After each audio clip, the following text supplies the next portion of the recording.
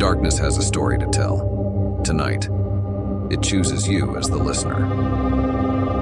Welcome to the Graveyard, a place where shadows whisper secrets and the air is thick with mystery and suspense.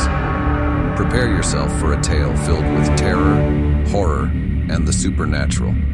Every story will send shivers down your spine and make your heart race. Hold tight to your courage as we venture into the Graveyard. The Haunting at Crescent Amusement Park. Gravel crunched under the wheels of the car as it pulled up in front of the forsaken amusement park. The chain-link fence surrounding the park sagged, and the front gate had been smashed open.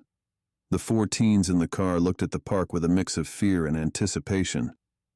"I didn't even know this amusement park was here," said Mike. "I didn't either," John said. "I just drove past and noticed it hidden by the cornfield." With the thrill of adventure and the eerie atmosphere prickling their skin, 2 couples, Lisa and John, Sarah and Mike, found themselves stepping into Crescent Amusement Park.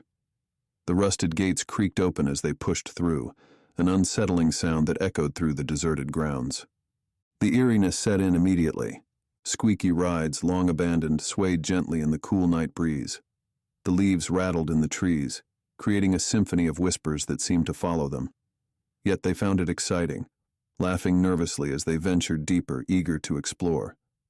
Lisa whispered to Sarah, "This place is so spooky but kind of romantic too, right?" Sarah nodded, her eyes catching a glimpse of the moonlight reflecting off a broken carousel.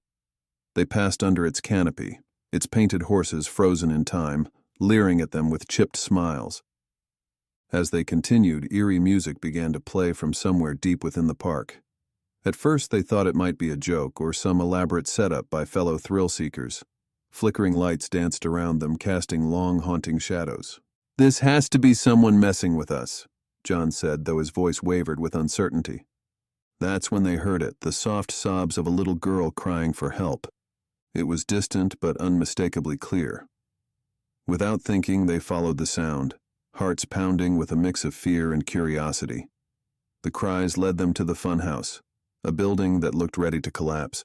Its entrance was wide open, as if inviting them in. Mike hesitated. "Should we really go in there?" "We can't just leave her," Lisa insisted, already stepping through the threshold.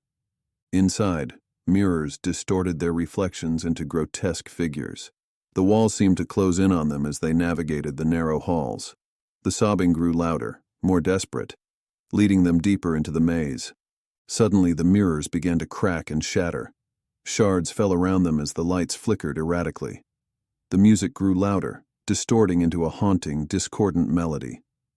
Panic set in as they realized the exits had vanished, replaced by endless, twisting corridors. "We need to get out of here now," Sarah screamed, but the walls seemed to pulse with a life of their own, boxing them in. Visions of ghostly children appeared in the mirrors, their eyes hollow and accusing. The couples were paralyzed with terror as the spirits closed in, whispering about revenge and retribution. "You took everything from us," they hissed. "Now you'll pay."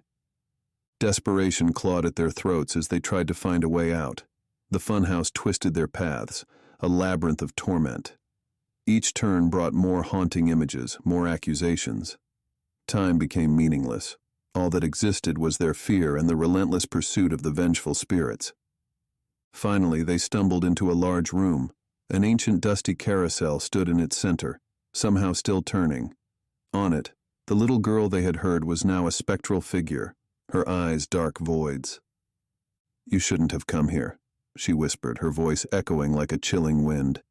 "Your past sins have called you back." Memories flooded their minds, long-forgotten wrongdoings, moments of selfishness and cruelty. The realization hit them like a sledgehammer. This wasn't just a random visit. They were drawn here, chosen by the spirits for retribution. One by one, the couples tried to plead, to bargain, but the spirits' grip tightened. The walls of the funhouse seemed to close in further, suffocating them. The cold, skeletal hands of the ghostly children reached out, pulling them towards the carousel. In their final moments, the couple screamed, their voices merging with the eerie music. The funhouse consumed them, their bodies disappearing into the very fabric of the cursed amusement park. By dawn, all that remained were the echoes of their final screams, carried away by the wind. The park returned to its silent, abandoned state, waiting patiently for the next unsuspecting souls to wander in. And so, Crescent Amusement Park stood as a ghost itself, a relic of forgotten pain and endless retribution. The gate, now sealed shut once more, awaited the night when it would open again, luring more into its sinister game. The little girl's voice echoed the teens as they pulled up. She spoke in a hushed whisper. "I didn't even know this amusement park was here." "Because it was never there," she said. "It's a ghost, too." Then she giggled as she faded away. As the last of the chilling tale fades into the night, remember that sometimes the shadows hold more than just secrets. Join us for more spine-tingling stories on our next episode. Who knows what awaits in the dark? Good night, and may your dreams be free of the creatures lurking in the graveyard.